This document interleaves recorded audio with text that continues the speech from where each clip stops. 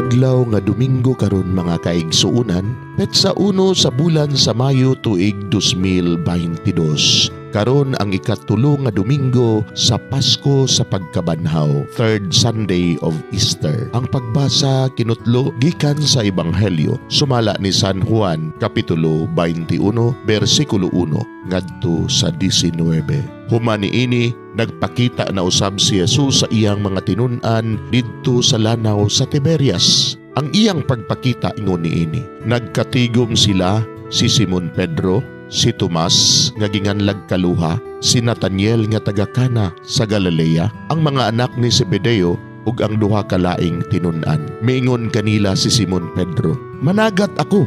Sila miingon, "Muuban kami." Busa na ngadto sila ug nanakay sa sakayan. Panwala gayud sila'y nakuha tibuok gabi. Sa pagsubang na sa adlaw, nagtindog si Jesus didto sa lapyahan. Apan wala makaila ang mga tinun-an nga si Jesus di ay kadto. Unya miingon siya kanila, "Mga anak, nakakuha ba kamo?" Sila mitubag, "Wala gayud." Siya miingon kanila, "Itaktak ang inyong pukot dapit sa tuo sa sakayan ug makakuha kamo." Busa gitaktak nila ang ilang pukot ug wala na sila makadaog pagbira niini kay daghan man kaayo ang ilang nakuha. Ang tinun-an nga gimahal ni Jesus miingon kang Pedro, "Ang Ginoo kana." Sa pagkadungog ni Simon Pedro nga ang Ginoo di ay kadto, gitapis niya ang iyang sapaw kay naghubo man siya ug miambak sa tubig. Ang ubang mga tinun-an nangadto sa lapyahan sakay sa sakayan nga nagbira sa pukot nga puno sa isda. Dili kaayo sila layo sa lapyahan, mga 90 ka metros lamang. Sa pagkawas na nila, nakita nila didto ang usa ka tapok nga binagang uling nga may isda nga gisugba ug may pan usab. Unya miingon si Jesus kanila, "Pagdala kamo diri og pipila ka buok isda nga inyong nakuha."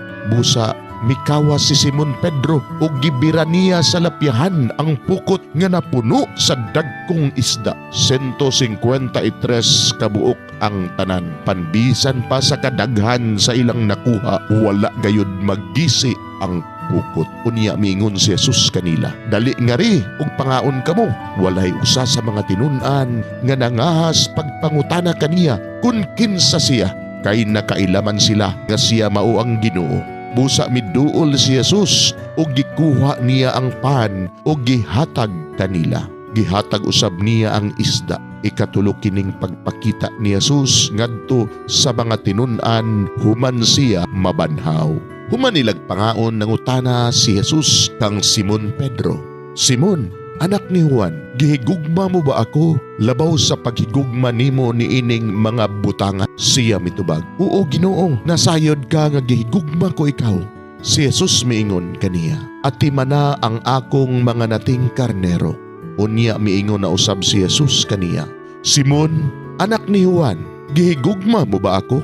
Si Simon mitubag pag-usab, "Oo, Ginoo, nasayod ka nga gihigugma ko ikaw." Si Jesus miingon kaniya, "Ati mana ang akong mga karnero." Unya sa ikatulong higayon si Jesus miingon, "Simon, anak ni Juan, gihigugma mo ba ako?" Si Pedro nasubo tungod kay gipangutana man siya ni Jesus sa ikatulong higayon, "Gihigugma mo ba ako?" Og si Pedro miingon kaniya, "Ginoo, nasayod ka sa tanan. Nasayod ka nga gihigugma ko ikaw." Si Jesus miingon kaniya, "Ati mana ang akong mga karnero. Sultihan ko ikaw sa matuod. Sa batanon ka pa, ikaw ra ang nagbakos sa imong kaugalingon ug nakaadto ka sa bisan diin nga gusto mong adtuan. Apan inig katigulang na nimo, idupa mo ang imong mga kamot ug lain na ang magbakos alang kanimo ug dad-on ka sa dapit nga dili mo gustong adtuan."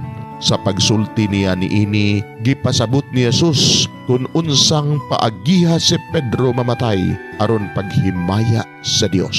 Unya miingon si Jesus kaniya, "Sunod kanako." Mga igsoon, ang Ebanghelyo sa Ginoo. Daygon ikaw, O Kristo.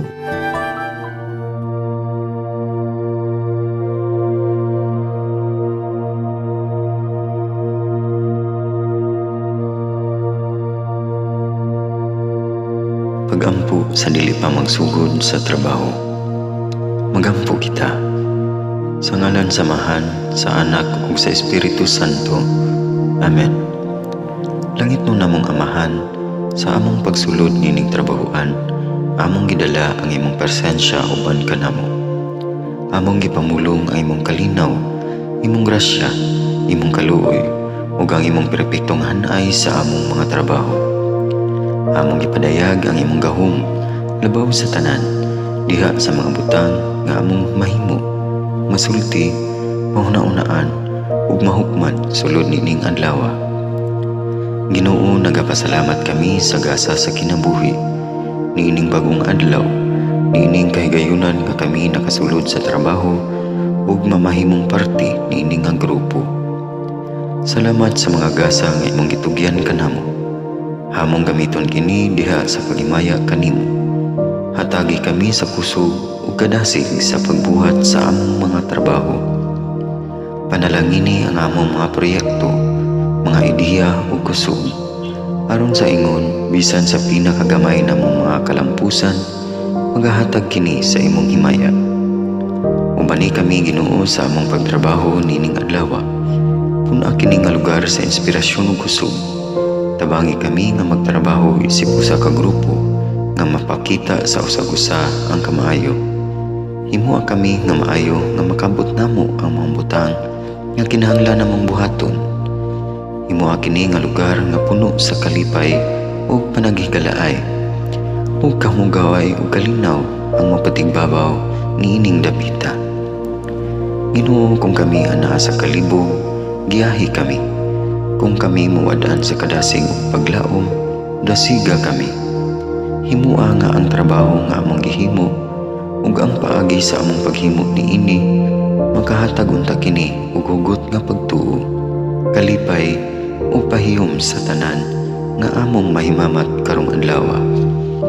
Panalangini ang among mga pamilya, among Pinoy-anan, among nasod.